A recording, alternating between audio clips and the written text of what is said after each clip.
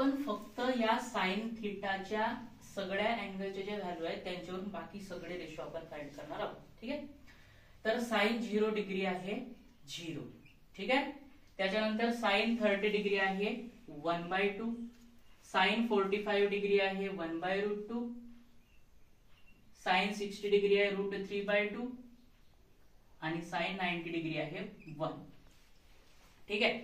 आता कॉस चे सगळे अँगल जर आपल्याला फाइंड करायचे असतील तर साइन चे सगळे अँगल रिव्हर्स ऑर्डर मध्ये लिहायचे. कॉस 0 डिग्री होईल 1,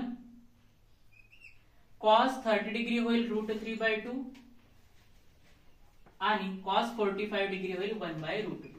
म्हणजे बघा 45 डिग्रीचा अँगल सेम आहे, कॉसचा 45 डिग्रीचा अँगल सेम आहे. त्याच्यानंतर कॉस 60 डिग्री फाइंड करायचा आहे तर तो किती होईल 1/2. त्यानंतर कॉस 90 डिग्री किती होईल 0. काय केलं याच्यामध्ये आपण रिव्हर्स ऑर्डर मध्ये केलं. ठीक आहे. साइनचे सगळे अँगल आपण रिव्हर्स ऑर्डर मध्ये केलं. त्याच्यानंतर टॅनचे सगळे अँगल फाइंड करायचे असतील तर आपल्याला माहित आहे sine theta upon cos theta काय होते tan theta. Sine theta upon cos theta काय होते टॅन थिटा.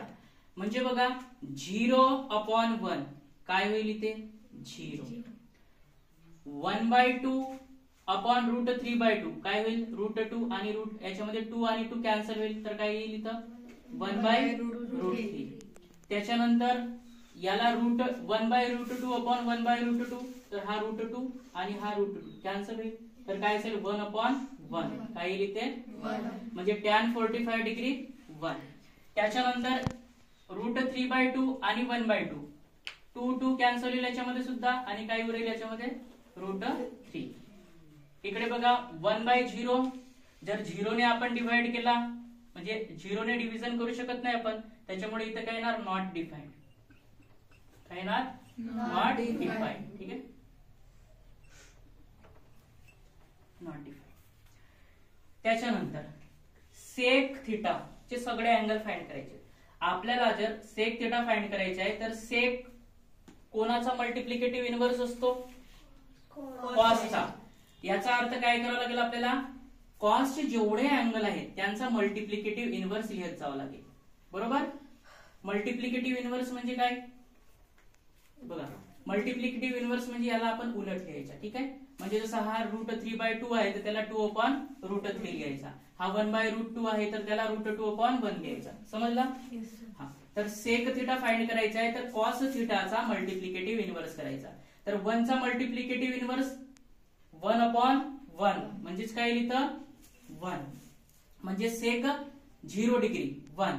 त्याच्यानंतर √3/2 चा मल्टिप्लिकेटिव्ह इनव्हर्स काय होईल 2/√3 काय होईल 2/√3. त्याच्यानंतर 1/√2 चा मल्टिप्लिकेटिव्ह इनव्हर्स काय होईल √2/1 म्हणजे √2. त्याच्यानंतर 1/2 चा मल्टिप्लिकेटिव्ह इनव्हर्स 2. ठीक आहे 2/1 म्हणजे 2. आणि इथे काय येणार मग इथे काय येणार कसं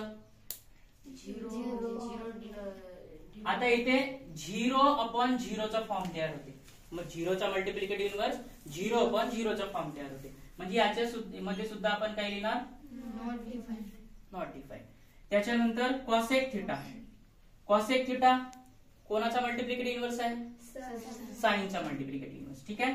मग साइनचा मल्टिप्लिकेटिव्ह इनव्हर्स आहे तर याच्यामध्ये आपण सगळे साइनचे जे अँगल आहेत त्यांचा मल्टिप्लिकेटिव्ह इनव्हर्स लिहत जाणार. बरोबर. म्हणजे 0/0 चा फॉर्म बनेल इथे सुद्धा. त्याच्यानंतर इथे 1/2 म्हणजे 2 येणार. 1/√2 चा मल्टिप्लिकेटिव्ह इनव्हर्स √2 येणार. त्याच्यानंतर √3/2 2/√3. ठीक आहे. आणि त्यानंतर 1/1 म्हणजे 1. ठीक. आता बघा कॉट. कॉट हा कोणाचा मल्टिप्लिकेटिव्ह इनव्हर्स आहे टॅनचा. याचा अर्थ 0/0 ठीक आहे.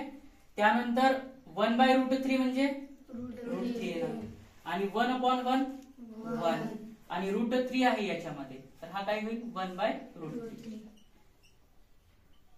ठीक आहे. आणि इथे काय आहे नॉट डिफाइंड. मग इथे काय लिहिणार आपण बघा, जर आपण टॅनचे जे अँगल आहे त्यांना रिव्हर्स ऑर्डर मध्ये जरी लिहिला तरी आपल्याला काय मिळणार आहे, कॉटचे अँगल मिळणार आहेत. मग टॅन 0 काय आहे, 0. तर कॉट 90 काय होईल इथे, 0. समजला? तर याच्यामध्ये आपण अशा पद्धतीने सगळे अँगल फाइंड केलेले आहेत. ओके, फक्त आपण साइनचे सगळे अँगल लिहिले आणि ह्या साइनच्या सगळ्या अँगल वरून आपण बाकी उरलेले रेशोचे अँगल फाइंड केले. ठीक आहे.